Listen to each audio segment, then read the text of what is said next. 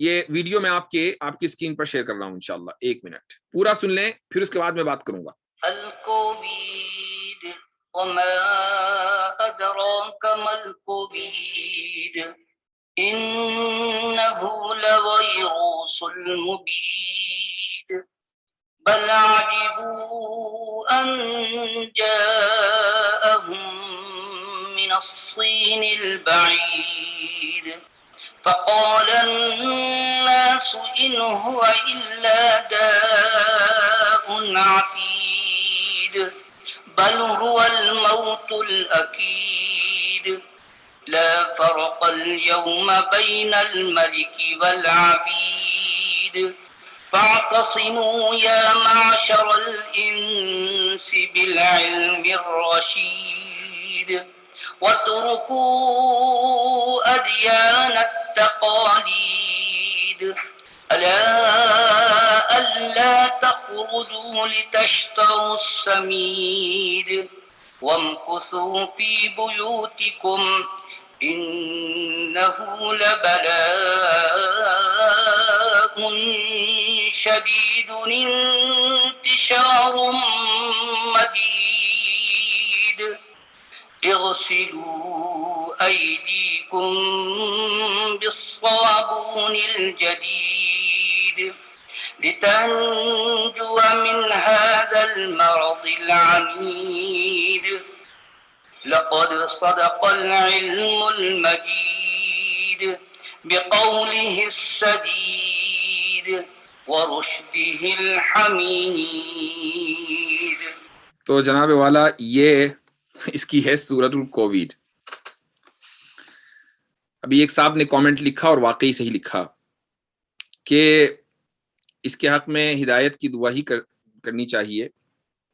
آواز بھی اللہ تعالیٰ نے اس کو اچھی دی ہے، پڑھنے کا انداز بھی جو کچھ بھی پڑھ رہا ہے اچھے انداز سے پڑھ رہا ہے، تجوید بھی اس کو آتی ہے، تو اس کے حق میں دعا کی جانی چاہیے. تو یہ بات ہے کہ افسوس ہوتا ہے ایسے لوگوں کو دیکھ کر کہ جو تھوڑی بہت صلاحیت رکھتے ہیں اور بآسانی عربی زبان سے استفادہ کر سکتے ہیں، تفسیروں سے استفادہ کر سکتے ہیں، لیکن دنیا کی محبت کی خاطر، چند ٹکوں کی خاطر کہاں سے کہاں پہنچ جاتے ہیں. خیر، یہ جو اس نے عجوبہ پیش کیا ہے نا، اس کے بارے میں بات کرتے ہیں.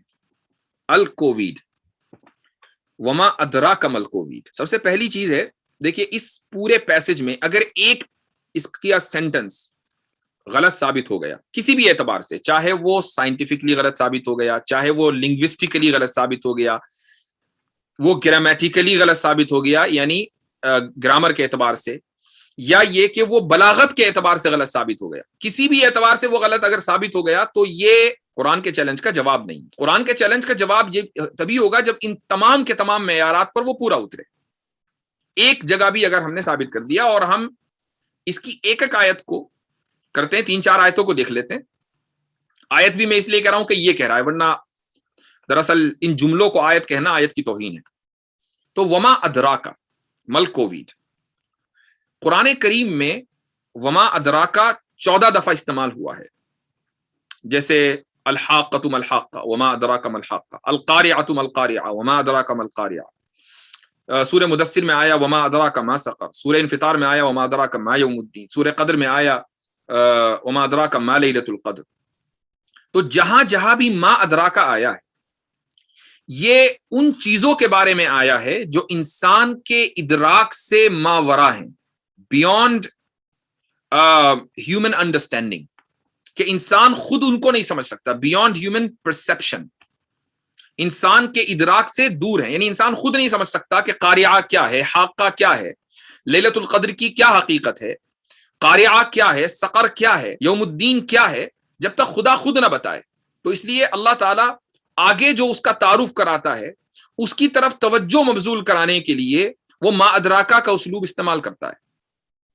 تو جہاں جہاں بھی ما ادراکا ہے وہاں یہ طے ہے کہ وہ چیز جس کے بارے میں بات ہو رہی ہے انسان اپنی عقل سے اس کی حقیقت کو نہیں پا سکتا. اب سوال یہ ہے کہ الکووید وما ادراک ما الکووید، سو کووڈ میں ایسی کون سی خاص بات ہے کہ جو انسانی ادراک سے ماورا ہے، جو انسانی ادراک سے دور ہے، انسان کے پرسپشن سے ہٹ کر ہے. وہ بھائی انسان ہی تو ہے نا کہ جس نے کووڈ ڈسکور کیا، انسان ہی ہے کہ جس نے کووڈ کے علاج کے نام پر ویکسین بھی بنا دی. تو آپ یہ نہیں کہہ سکتے کہ انسان کے سمجھ میں نہیں آ رہا کہ یہ کیا چیز ہے. اس لیے وما ادراکا کا استعمال یہاں بھونڈا استعمال ہے. اس جگہ استعمال ہو ہی نہیں سکتا. وہ ایسی جگہ استعمال ہوگا جو چیز انسانی ادراک کے سے ہٹ کرو. تو پہلا اس میں مسئلہ تو یہ ہے. یہ بالکل ایسا ہی ہے کہ مسیلمہ کذاب نے ایک صورت بنائی تھی، الفیل ملفیل وما ادراک ملفیل لہو ذنب وبیل وخرطوم طویل، کہ ہاتھی کیا ہے، ہاتھی ملفیل وما ادراک ملفیل، اور تم کیا جانو کیا ہے ہاتھی. اس کی بڑی سخت دم ہوتی ہے اور سونڈ بڑی لمبی ہوتی ہے. تو لوگوں نے جب اس کلام کو سنا تو اس کا مذاق بنایا، چونکہ یہ چیز کوئی انسانی ادراک سے ہٹ کر نہیں ہے کہ بھئی ہاتھی کی سونڈ لمبی ہوتی ہے، دم بڑی سخت ہوتی ہے. کوئی بھی آدمی جس نے ہاتھی کو دیکھا ہوگا بہت آسانی کے ساتھ اس چیز کو سمجھ سکتا ہے اس میں کون سی ایسی بات ہے. تو یہ جو اسلوب ہے، اسی اسلوب کو مسیلمہ کذاب نے اختیار کیا، اسی اسلوب کو آج کے اس کذاب سچ والا نے اختیار کیا، بالکل مسیلمہ کذاب کی کاپی کر دی. اس نے کہا تھا الفیل وما ادراک ملفیل، اس نے کہا الکووڈ وما ادراک ملکووڈ، دونوں نے ایک ہی غلطی کی. اچھا، دوسری بات اس نے آگے بولا، اگلا جو اس کا سینٹنس ہے، انہو لویروس المبید. اب کوئی یہ کہہ سکتا ہے کہ بھئی ویروس استعمال نہیں ہوتا، فیروس استعمال ہوتا ہے، لیکن چلو ٹھیک ہے، ایک عربائزڈ ورڈ ہے. ان تاکید کے لیے آتا ہے، انڈیڈ کے معنی میں بے شک. پھر لویروس، لام جو ہے وہ مزید ایمفسائز کے لیے، مزید تاکید کے لیے، یعنی یقیناً در حقیقت واقعہ یہ ہے کہ یہ یقینی طور پر ہلاک کرنے والا وائرس ہے. سائنٹیفکلی یہ چیز غلط ہے، حقیقت کے یہ خلاف ہے. دنیا کا ہر بندہ جانتا ہے آج کہ کووڈ یقینی طور پر ہلاک کرنے والا وائرس نہیں ہے. یعنی زیادہ سے زیادہ جو ہلاکت کا، مرنے کا جو ریشیو تھا جب کووڈ اپنے پیک پر تھا دنیا میں، تو 15% تھا، کہیں چلا گیا ہوگا 16-17%. ایسا نہیں ہوا کہ 100% لوگ مر رہے تھے، جس کو کووڈ ہو رہا تھا وہ سارے مر رہے تھے، ایسا نہیں ہوا. تو یقیناً یہ ہلاک کرنے والا وائرس ہے. یہ واقعیت، یعنی یہ سائنس کے بھی خلاف ہے، اور جو صورتحال ہے، جو حقیقت واقعہ ہے، جو فیکٹ آف دا میٹر ہے، یہ اس کے بھی خلاف ہے. تو یہ خدا کا کلام کیسے ہو سکتا ہے، یا اس کے چیلنج کا جواب کیسے ہو سکتا ہے؟ آگے کہتا ہے بل عجیبوا ان جاءہم، یہ ہے سورہ قاف کی نقل، بل عجیبوا ان جاءہم منذر منہم فقال الکافرون ھذا شیء عجیب. قاف والقرآن المجید، بل عجیبوا ان جاءہم منذر منہم فقال الکافرون ھذا شیء عجیب. یہاں پر میں سورہ قاف میں آپ کو لے کر چلتا ہوں. اللہ تعالیٰ فرماتا ہے قاف، عظیم قرآن کی قسم، بل عجیبوا ان جاءہم، بلکہ ان لوگوں کو تعجب ہے کہ ان کے پاس ایک ڈرانے والا آیا جو انہی میں کا ہے. فقال الکافرون ھذا شیء عجیب، تو کافروں نے کہا کہ یہ تو بڑی عجیب بات ہے، یہ تو بڑی عجیب چیز ہے. اب آپ یہاں پر یہ دیکھیں کہ اللہ تعالیٰ نے بل کا استعمال کیا ہے. یہ بل کا استعمال کہاں ہوتا ہے؟ یہ ہے بلاغت، اس کو سمجھ لیجئے. بل کا جو استعمال ہوتا ہے وہ تدارک کے لیے ہوتا ہے. تدارک یعنی کوئی چیز غلط سمجھی کسی نے اپنی جہالت کی وجہ سے، کم فہمی کی وجہ سے، تو اس کا تدارک کرنے کے لیے بل کا استعمال ہوتا ہے. تو اللہ نے کہا کہ عظیم قرآن کی قسم، اور آگے پھر یہ آ رہا ہے کہ کچھ لوگوں نے قرآن کا انکار کیا، بہت سے لوگوں نے قرآن کا انکار کیا. تو کسی کے ذہن میں یہ بات آ سکتی ہے کہ قرآن کا جو انکار ہے وہ شاید اس لیے ہوگا کہ قرآن میں کوئی عظمت نہیں. تو اللہ تعالیٰ نے بل لا کر اس چیز کا اظہار کر دیا کہ قرآن کی عظمت اپنی جگہ ہے. یہ وجہ نہیں ہے کہ انکار لوگوں نے اس لیے کیا کہ قرآن میں عظمت نہیں ہے. قرآن میں عظمت اپنی جگہ ہے. لوگوں نے قرآن اپنی جہالت کی وجہ سے کیا. یہ کہاں سے ثابت ہوا؟ عجیبو، کہ لوگوں کو تعجب ہوا. تعجب اس چیز پر ہوتا ہے جس چیز سے آپ واقف نہیں ہوتے. اگر آپ واقف ہیں تو تعجب نہیں ہوگا، واقف نہیں ہوں گے تو تعجب ہوگا. تو لوگوں نے جو انکار کیا وہ اپنی جہالت کی وجہ سے کیا. عجیبو ان جاءہم منذر منہم. اب یہ کہتا ہے کہ بل عجیبو ان جاءہم من السین البعید. اس میں ایک تو سوال یہ ہے کہ جو بل آیا ہے یہ کیوں آیا ہے؟ یہ وقت ہے اس کی عقل میں بل آ گیا، اس لیے اس نے اپنے کلام میں بل گھسا دیا. بھائی کس چیز کا تدارک ہو رہا ہے؟ وہ جس چیز کا تدارک ہو رہا ہے اس کو بتایا جائے. کلام میں ایسی کوئی چیز سمجھ میں نہیں آ رہی ہے تو بل کا استعمال یہاں غلط ہے. حیران ہے کہ یہ وائرس دور دراز چائنا سے آخر کس طرح آدم کا. اچھا دوسری بات، عجیبو، لوگوں کو تعجب ہے کہ یہ دور دراز چائنا سے کیسے آ گیا. یہ جو ترجمہ اس نے کیا یہ ترجمہ غلط، یعنی خود ہی جملہ لکھا عربی میں تو اس کا ترجمہ خود ہی غلط. دوسری بات یہ ہے کہ تعجب اس چیز پر ہوتا ہے جس میں جہالت ہو، جو لوگ نہ جانتے ہوں. تو کیا لوگ نہیں جانتے کہ چائنا سے یہ آیا ہے؟ تو لوگ جانتے ہیں تو تعجب کی کون سی بات ہے؟ کسی وائرس کا ایک جگہ سے دوسری جگہ منتقل ہونا کیا لوگ نہیں جانتے؟ آج کی دنیا میں وائرس ایک جگہ سے دوسری جگہ منتقل ہوتے ہی ہیں، یہ کوئی یعنی عجوبے والی بات نہیں ہے کہ لوگ ایک دم سرپرائزڈ ہو گئے ہوں. تو یہ پورا جملہ ہی غلط ہے، بلاغت کے خلاف. تیسری بات، من السین البعید، جملہ غلط، من السین البعیدتی ہونا چاہیے نہ کہ بعید. لیکن اس نے کیا کیا کہ رائم کرنے کے لیے تاکہ کلام تھوڑا سا یعنی ایسا لگے جیسے قرآن کی جس میں شباہت آ رہی ہو، بعیدتی کو بعید کر دیا، یعنی مؤنث کو مذکر کر دیا. صفت کے جینڈر کو بدل دینا محض اس لیے کہ وہ رائم کرے، یہ کلام کا سب سے بڑا عیب ہے.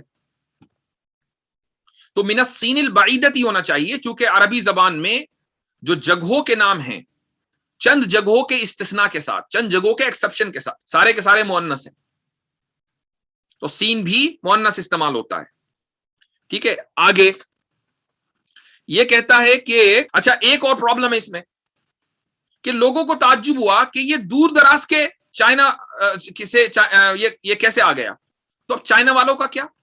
یعنی چائنا والوں کے لیے تو دور دراز نہیں ہے، انڈیا والوں کے لیے بھی دور دراز نہیں ہے، پاکستان والوں کے لیے بھی دور دراز نہیں ہے.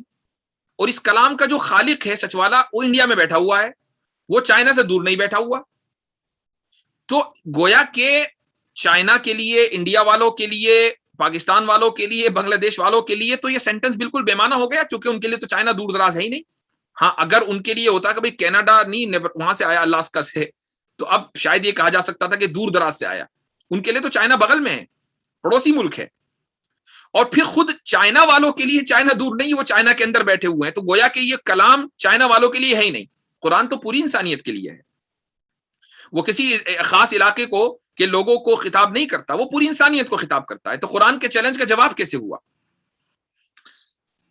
اچھا آگے چلیں. کہتا ہے کہ بل هو الموت الاکید. یہاں پر بھی بل لانا، بھائی بل کسی چیز، کسی غلط فہمی کے رد کے لیے استعمال ہوتا ہے. ابھی تو اس نے کہا کہ یہ داؤن عتید، یعنی یہ سمجھ لیں کہ یعنی ہلاک کرنے والی خطرناک بیماری ہے. پھر اس کے بعد کہہ رہا ہے بل هو الموت الاکید. تو کیا اس خطرناک بیماری کے اعتراف کے بعد کسی کے ذہن میں کوئی شک پیدا ہوا؟ کوئی شک پیدا نہیں ہوا، سب کہہ رہے ہیں کہ ہاں جی خطرناک بیماری ہے. پھر بل لانے کا کیا مطلب ہے؟ بل سے تو کسی غلط فہمی کا ازالہ ہوتا ہے. وہ کون سی غلط فہمی ہے؟ اچھا الموت الاکید غلط ہے، یہ یقینی موت ہے، کووڈ یقینی موت نہیں ہے. تیسری بات یہ ہے کہ ایک ہی بات کو ایک ہی پیسج میں 3 مرتبہ کہہ دیا اس شخص نے، کہ اوپر کہا داؤن عتید، پھر کہا پہلے کہا ویروس مبید، پھر کہا داؤن عتید، پھر کہا موت نکید. ایک ہی بات ہے اور 3 مرتبہ کہا جا رہا ہے. تو اس میں کون سی بلاغت ہے؟ یہ تو بلاغت کے اصول کے خلاف ہے. بات اتنی کہنی چاہیے جتنی ضرورت ہو، بلا ضرورت کلام اس بلاغت کے اصول کے خلاف ہوتا ہے. اچھا اس کے بعد آگے چلیں آپ. آگے لا فرق الیوم بین الملک والعبید، کہ آج اس کا ترجمہ اس نے کیا ہے کہ آج سربراہوں اور عام آدمیوں کے درمیان کوئی فرق نہیں رہا. چلے ملک کا ترجمہ آپ سربراہ کر لیں، لیکن عبید کا ترجمہ عام آدمی نہیں کر سکتے ہیں. عبید جمع ہے عبد کی. عبد کے معنی آتے ہیں غلام کے، اور عبد عبادہ سے نکلا ہے یعنی بندگی. عبد کے لیے معبود چاہیے، تو اس کا مطلب یہ ہوا کہ عبید کہہ کر اس نے معبود کا اقرار کر لیا. عبید جب ہی ہوں گے جب معبود ہوگا، اگر معبود نہیں ہوگا تو عبید بھی نہیں ہوں گے. اور اگر وہ یہ کہہ رہا ہے کہ نہیں عبید سے مراد غلام ہے، تو یہ خلاف واقعہ ہے. عام لوگوں کو غلام نہیں کہا جا سکتا. تو یا تو معبود کا اقرار ہے یا ساری دنیا کی غلامی کا اقرار ہے. دونوں ہی باتیں غلط ہیں. نہ تو ساری دنیا غلام ہے اور نہ اس کے نزدیک معبود موجود ہے. اس کے نزدیک، ہمارے نزدیک موجود ہے، اس کے نزدیک معبود موجود نہیں ہے. تو یہ سیلف کانٹرڈکٹری ہے، اپنے آپ سے یہ کانٹرڈکٹ کر رہا ہے. اچھا، اس کے بعد معبود کا اقرار کرنے کے بعد وہ ساتھ میں یہ بھی کہتا ہے کہ وَتْرُكُوا، کیا ہے اس کو جو الفاظ ادیان التقالید، یعنی جو روایتی دین ہے ان کو چھوڑ دو. تو روایتی جو ادیان ہیں، چاہے وہ اسلام ہو یا دوسرے ادیان ہو، سب کے سب معبود کے کا اقرار کرنے والے ہیں. تو جب یہ روایتی ادیان کو ترک کرنے کی دعوت دے رہا ہے، اس کا مطلب یہ ہے کہ یہ معبود کا انکار کر رہا ہے کہ کوئی معبود موجود نہیں ہے، کوئی ایسی ذات موجود نہیں ہے کہ جس کی عبادت کی جانی چاہیے. اور ساتھ میں عبید کہہ کر معبود کا اقرار بھی کر رہا ہے. اسی کو کہتے ہیں کانٹرڈکشن. تو اچھا، اس کے بعد اس نے کہا کہ وَاعْتَصِمُوا يَا مَعْشَرَ الْإِنسِ بِالْعِلْمِ الرَّشِيدِ، کہ اے انسانوں العلم الرشید کو مضبوطی سے تھام لو. یہ علم الرشید کیا ہے؟ رشید کے معنی کیا ہے؟ رشید کے معنی آتے ہیں کہ جو ہدایت دینے والا ہو، راستہ دکھانے والا ہو، یا ہدایت یافتہ ہو. دونوں اس کا ترجمہ ہے. علم کا ترجمہ اس نے کیا ہے سائنس. چلو ہم یہ تھوڑی دیر کے لیے اس کو بینیفٹ آف ڈاؤٹ دیتے ہیں کہ سائنس کو اس نے ہدایت دینے والی کہا ہے. اور تو اس کا مطلب یہ ہوا کہ سائنس ہمیشہ ہدایت دے گی، صحیح بات بتائے گی. جب صحیح بات بتائے گی تو غلط بات نہیں بتا سکتی. لیکن ہم یہ دیکھتے ہیں کہ سائنس میں 99% آف دا ٹائم تھیوریز ہیں کہ جن میں آپس میں سائنسدانوں میں خود اختلاف ہوتا ہے. اور اختلاف اس حد تک ہوتا ہے کہ ایک کے نزدیک سیاہ تو دوسرے کے نزدیک سفید، ایک کے نزدیک اوپر تو دوسرے کے نزدیک نیچے. اس حد تک اختلاف ہوتا ہے. آپ مثلا ویکسینز کو دیکھ لیجئے، آپ کو سائنسداں ہی ملیں گے جو ویکسین کا انکار کر رہے ہیں اور یہ کہہ رہے ہیں کہ ویکسین نقصان دہ. عام آدمی نہیں ہے، بڑے بڑے سائنسداں ہیں، انفیکشس ڈیزیز کے سائنسداں. اور وہی سائنسداں اسی میدان کے ہیں کہ جو کہہ رہے ہیں کہ نہیں ویکسین ہی حل ہے. تو یہ کیسی سائنس ہے کہ جو ادھر کو بھی چلتی ہے اور اس کے اپوزٹ ہر ڈائریکشن میں چلتی ہے؟ تو پھر یہ ہدایت کیسی ہے؟ کوئی یہ کہہ سکتا ہے کہ اختلاف تو قرآن میں بھی ہوتا ہے. جی ہاں، مسئلے مسائل کو قرآن سے جو مسئلے مسائل ہم سمجھتے ہیں ہماری فہم میں اختلاف ہوتا ہے، قرآن میں اختلاف نہیں. مثلا تمام کے تمام مسلمان، تمام کے تمام ایمان رکھنے والے اس بات میں متفق ہیں کہ قرآن ہدایت کا سرچشمہ ہے، ہدایت دیتا ہے. قرآن رشید ہے، قرآن ہدایت دیتا ہے. اب اس میں کوئی اختلاف نہیں ملے گا. ایسا نہیں ہوگا کہ آدھے مسلمان تو کہہ رہے ہیں کہ ہدایت ملتی ہے اور آدھے کہہ رہے ہیں کہ ہدایت نہیں ملتی. سارے کے سارے مسلمان متفق ہیں، جو متفق نہیں وہ مسلمان نہیں. لیکن سائنس میں یہ کہ جو سائنٹیفک تھیوری سے متفق کرے، اتفاق کرے، وہ بھی سائنٹسٹ، جو اتفاق نہ کرے وہ بھی سائنٹسٹ. لہٰذا علم کی جو صفت اس نے رشید بیان کی ہے وہ صفت غلط ہے. تو آپ اس طریقے سے ایک ایک جملے کو ڈی کنسٹرکٹ کر سکتے ہیں، اس کی پورے پیسج کو ڈسمینٹل کیا جا سکتا ہے. اب اس سے متاثر وہ ہوگا کہ جو عربی زبان نہیں سمجھتا، نہیں جانتا، وہ عربی زبان کا یعنی وہ سبجیکٹ اور پریڈیکیٹ مبتدا خبر نہیں جانتا، وہ تو ہو سکتا ہے متاثر ہو جائے. لیکن ایک آدمی جو بنیادی معلومات رکھتا ہے وہ اس سے متاثر نہیں ہو سکتا. اور اس طرح کے چیلنجز تو ہر ایرے غیر نتھو خیرے نے بتھیرے کیے ہیں. چیلنج کا جواب دینا ہے تو قرآن جیسا کم سے کم اس کے قریب تو لے کر آؤ. محض تجوید سے پڑھ دینا یہ قرآن کے چیلنج کا جواب نہیں ہے. قرآن کے چیلنج کا جواب اس وقت ہوگا جبکہ آپ کا بنایا ہوا کلام بلاغت میں اپنی انتہا پر ہو، وہ فصاحت میں اپنی انتہا پر ہو، وہ حقیقت کے مطابق ہو، وہ سچائی کے مطابق ہو، اور اسی طریقے سے اس میں کوئی نحوی، صرفی، کوئی گرامر کی کوئی غلطی نہ ہو. اور بھی بہت سی صفات ہیں، یہ تو میں نے چند چیزیں ذکر کر دی ہیں. تو جب آپ کا کلام ایسا ہوگا تو یہ کہا جا سکے گا کہ ہاں بھائی یہ قرآن کی آپ نے تھوڑی سی اس کے آپ قریب چلے گئے. اب یہ لوگ قرآن سے جملے اٹھاتے ہیں، بل عجیبوا ان جاءہم، جو کہ تو قرآن کی کاپی، اور یہ کہتے ہیں کہ ہم نے قرآن کے چیلنج کا جواب دے دیا. چوری اور سینہ زوری اس کو کہتے ہیں.